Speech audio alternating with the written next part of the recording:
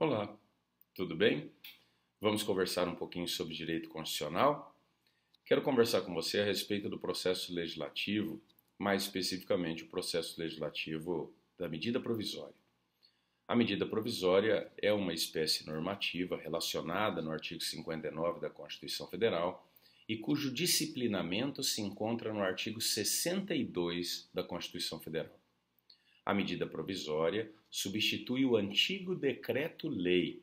O decreto-lei era uma espécie normativa que existia entre nós até o advento da Constituição de 67. Não existe mais entre nós o decreto-lei, não existe mais esta espécie normativa, mas temos hoje a medida provisória que está disciplinada no artigo 62.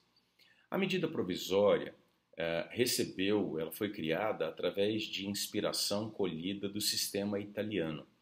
Mas existe entre o modelo brasileiro e o modelo italiano uma diferença substancial. No modelo italiano, o governo edita a medida provisória sobre uma responsabilidade política. Significa dizer que se a medida provisória for rejeitada pelo parlamento, o governo cai, o gabinete cai, o primeiro-ministro cai. Então será necessário escolher um novo ministro que formará um novo gabinete e, consequentemente, um novo governo. Isso impõe uma enorme responsabilidade, pois o primeiro-ministro jamais editará uma medida provisória que ele perceba que pode vir a ser rejeitada pelo parlamento. Ele não vai se arriscar a ter o seu governo, o seu gabinete, a si próprio, excluídos por conta de uma medida provisória.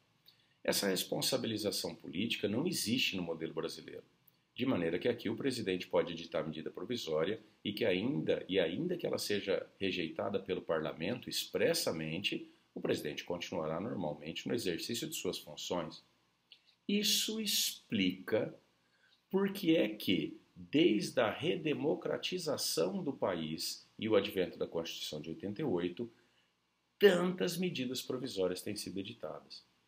De lá para cá, todos os governos, sem nenhuma exceção, todos os presidentes, editaram centenas de medidas provisórias e governaram através de medidas provisórias. Coisa que não é diferente, inclusive, do governo em curso. Mas vamos à medida provisória. Quem é que tem legitimidade para editar medida provisória? Segundo o artigo 62 caput da Constituição Federal, em caso de relevância e urgência, o presidente da República poderá adotar medidas provisórias. O presidente da República poderá editar medidas provisórias. Se nós formos visitar o artigo 84 da Constituição, tratando de competência privativa do presidente da República, encontraremos lá também a determinação de que compete privativamente ao presidente da República, inciso 26, editar medidas provisórias com força de lei nos termos do artigo 62 da Constituição. Então, compete privativamente ao presidente da República editar medidas provisórias.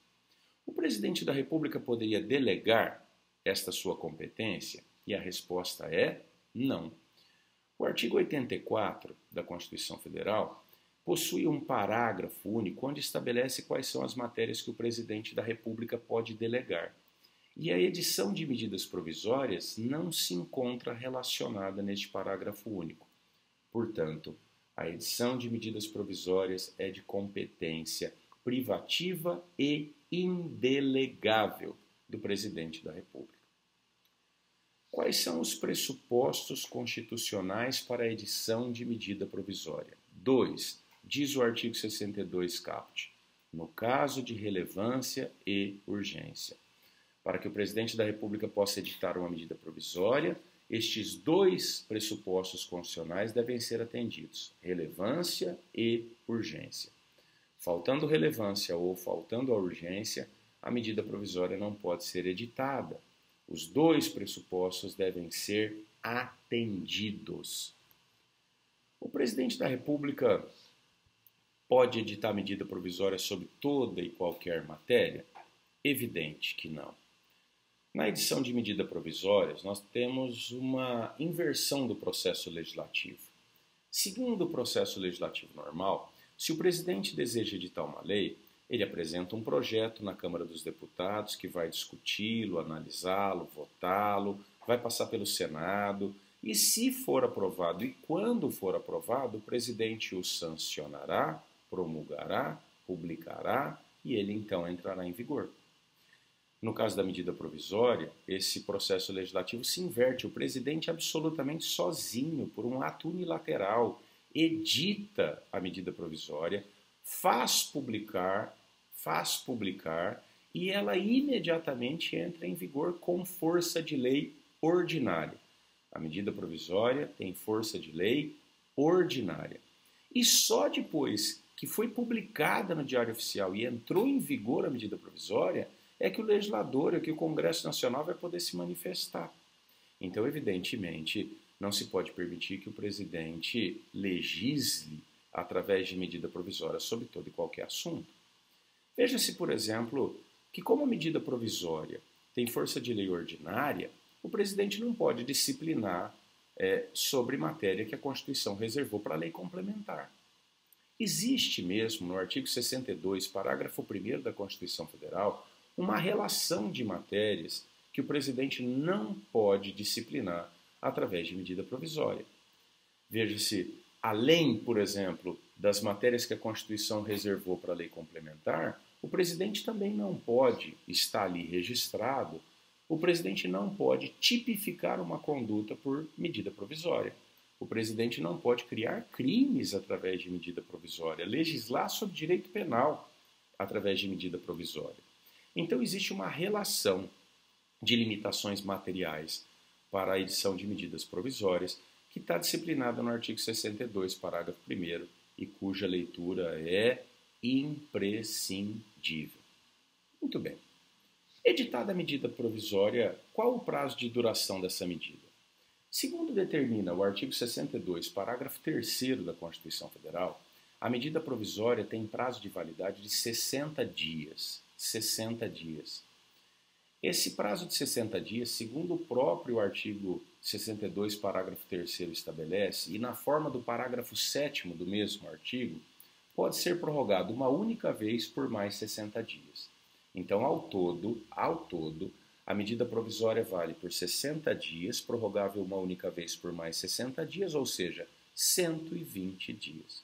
Se no final desses 120 dias a medida provisória não tiver sido analisada e aprovada pelo Congresso Nacional, ela perderá a eficácia desde a sua edição, ou seja, com efeito retroativo ou ex tunc. Tudo bem? 120 dias, então, é o prazo máximo de validade dessa medida provisória. Essa prorrogação depende de uma atuação do presidente da República? Ele tem que publicar novamente para prorrogar? Não. O presidente publica uma vez só quando ele edita e comunica ao Congresso Nacional. Se o Congresso Nacional não conseguir analisar e aprovar a medida provisória em 60 dias, o próprio Congresso Nacional cuidará da sua prorrogação, que é então automática. Não depende de nenhuma iniciativa do presidente da República. Perfeito?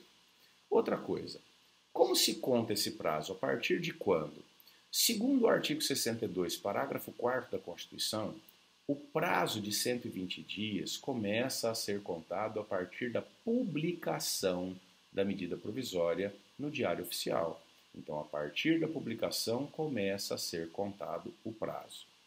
Este prazo, contudo, não se conta, diz o parágrafo 4º, ele se suspende nos períodos de recesso parlamentar. Suspende-se a contagem de prazo. O que acontece mesmo quando o prazo é suspenso? Paralisamos a contagem onde estávamos e, quando a suspensão acabar, retomamos a contagem de onde havíamos parado. Então, a contagem do prazo de 120 dias da medida provisória se suspende nos períodos de recesso. Que período de recesso é esse? Vou ao artigo 57 da Constituição e verifico que o Congresso Nacional ele entra em recesso nos períodos de 18 a 31 de julho de cada ano, 18 a 31 de julho de cada ano, e do dia 23 de dezembro a 1º de fevereiro. São os períodos de recesso parlamentar. Nesse período de recesso, haveria possibilidade de uma convocação extraordinária para se analisar a medida provisória? Não. A análise de medida provisória não é motivo que justifique mais uma convocação extraordinária do Congresso Nacional.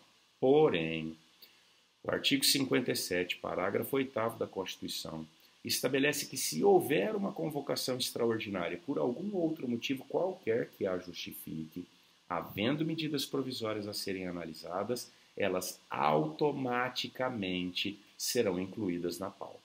Então não se convoca uma reunião extraordinária do Congresso para analisar medida provisória, mas havendo a convocação extraordinária, as medidas provisórias serão incluídas automaticamente na pauta. Pois bem, o presidente edita sozinho a medida provisória, publica ela, mas o que mais que o presidente tem que fazer? Diz o artigo 62, caput da Constituição, que ao editar a medida provisória, o presidente deve imediatamente submetê-las ao Congresso Nacional. Então, o presidente editou a medida, publicou, no mesmo dia ele comunica ao Congresso, encaminha a medida ao Congresso e a justificativa explicando por que ele editou aquela medida. E o Congresso vai fazer o quê? No prazo máximo de 48 horas será convocada uma comissão mista. Essa comissão mista será composta de 12 deputados federais e 12 senadores que vão fazer uma análise prévia dessa medida provisória. Eles vão analisar o quê?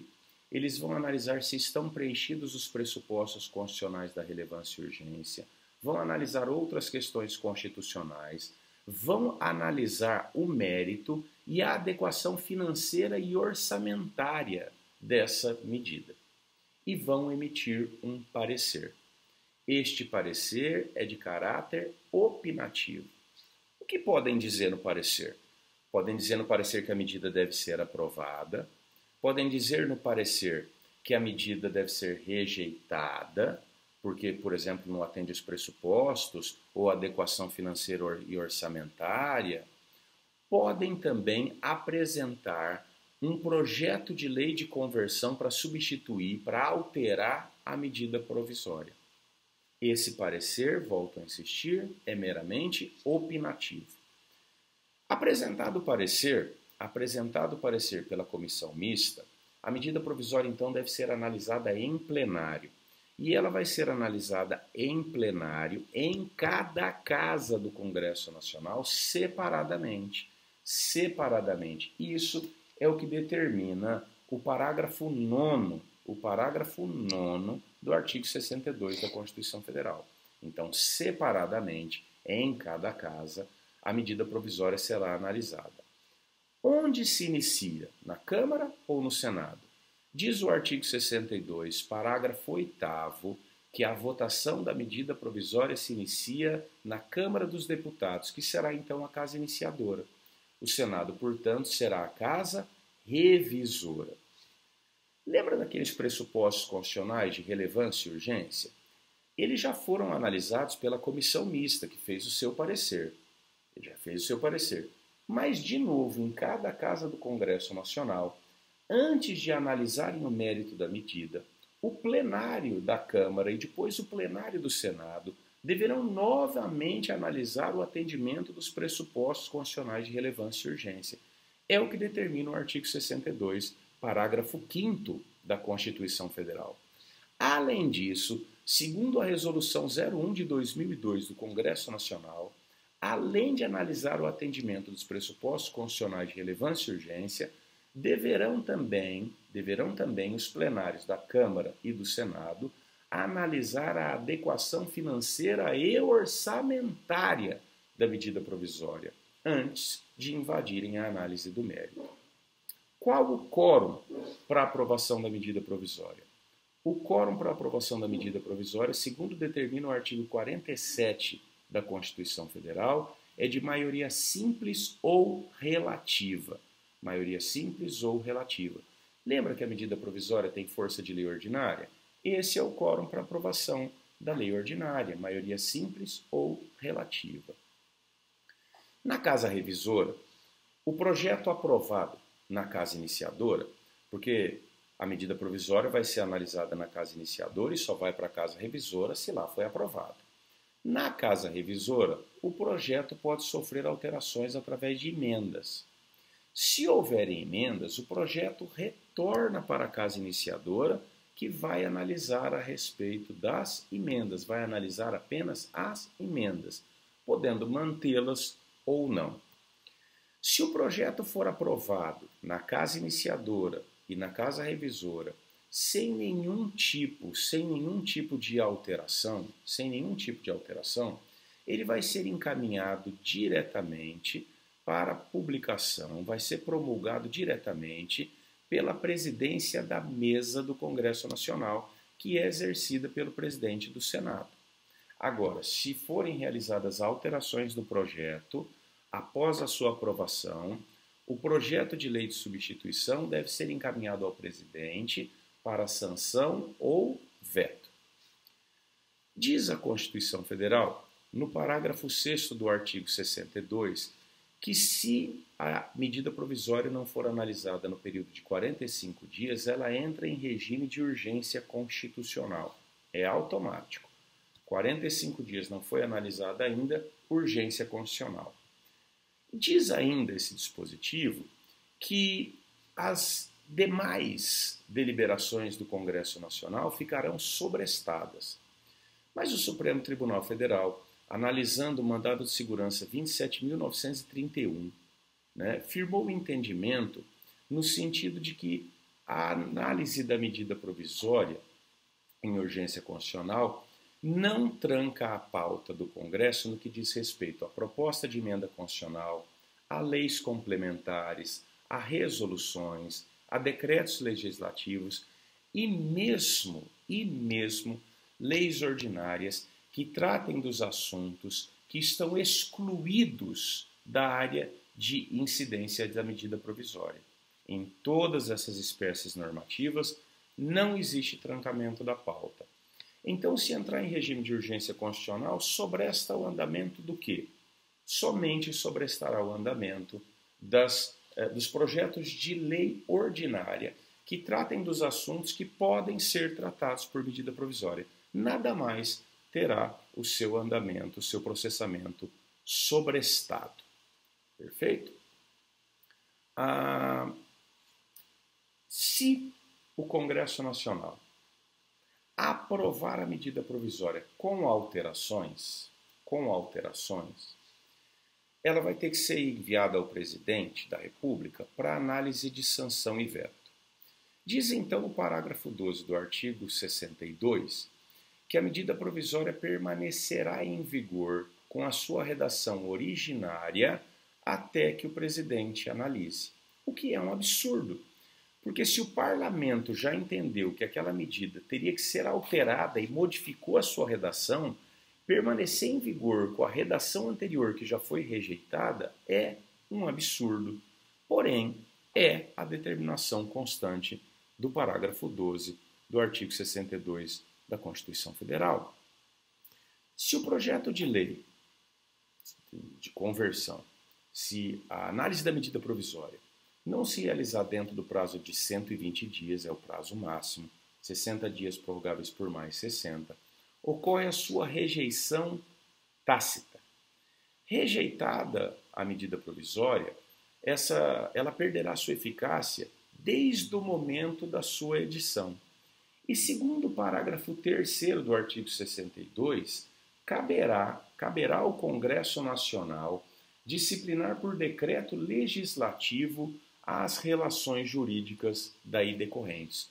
Porque, veja, a medida provisória permaneceu em vigor durante aquele período, gerou reflexos. Como ficarão agora que a medida provisória perdeu a sua eficácia? Então, o Congresso Nacional, por decreto legislativo, vai disciplinar como é que fica isso. Agora, e se o Congresso Nacional não editar esse decreto legislativo? Diz o parágrafo 11 do artigo 62 que o Congresso Nacional dispõe de 60 dias para editar o decreto legislativo. Se em 60 dias o decreto legislativo não for editado, a medida provisória continuará a reger as relações jurídicas que se estabeleceram enquanto ela estava em vigor. o que é outro absurdo. Uma medida provisória já rejeitada pelo parlamento continuar a reger relações jurídicas, porque o Congresso Nacional não cumpriu com o seu dever de editar o decreto legislativo.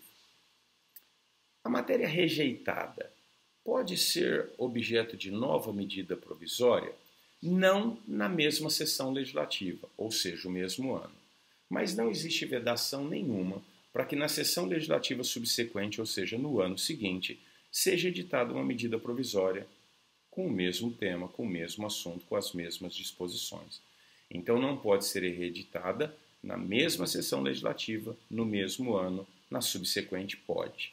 Onde está essa vedação? Artigo 62, parágrafo 10 da Constituição Federal.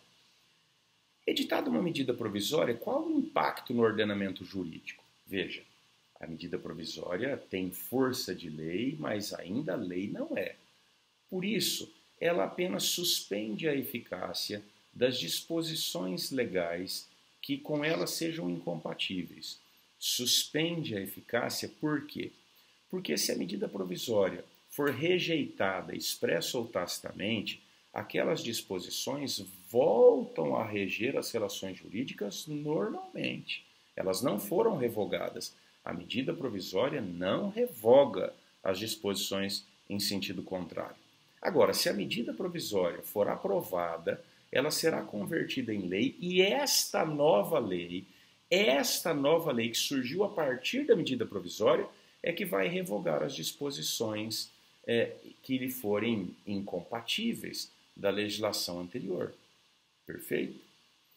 Professor, mas e se for editada uma medida provisória, ela permanecer em vigor por 120 dias, ela suspende a eficácia das normas que com ela sejam incompatíveis, depois essa medida provisória ela é rejeitada, a legislação anterior que estava com eficácia suspensa retoma sua eficácia, mas como ficam as relações jurídicas ocorridas durante aquele período de 120 dias? Lembra? O Congresso Nacional vai dispor a respeito disso através de decreto legislativo, em 60 dias. E se não o fizer, fica valendo o que determinava a medida provisória. Mais um detalhe. O presidente editou uma medida provisória que está para ser analisada pelo Congresso. Ele mudou de ideia.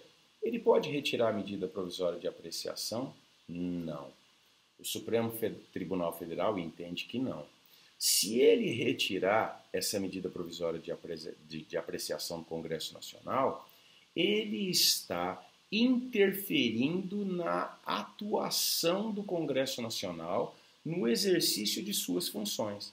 Então, o presidente editou a medida provisória, ele publicou, comunicou ao Congresso, ele não pode mais retirar a medida provisória, porque agora é função do Congresso analisar. Porém, o Supremo Tribunal Federal entendeu que o presidente da República ele pode editar uma nova medida provisória abrogando a medida provisória anterior. Lembra? A abrogação é a revogação total, derrogação é a revogação parcial. Então, o presidente da República editou uma medida provisória que está lá para ser analisada pelo Congresso. Ele mudou de ideia. Ele pode retirá-la? Não, diz o STF. Mas ele pode editar uma nova medida abrogando a medida anterior, o que não impede o Congresso de analisar as duas medidas. E se o Congresso rejeitar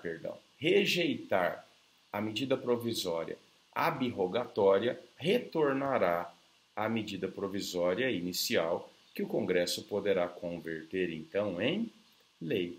Bom, essas eram algumas considerações que reputei interessante fazer a respeito das medidas provisórias, tá? Espero que você goste. Dê uma lidinha com atenção no artigo 62, lá da Constituição Federal todinho.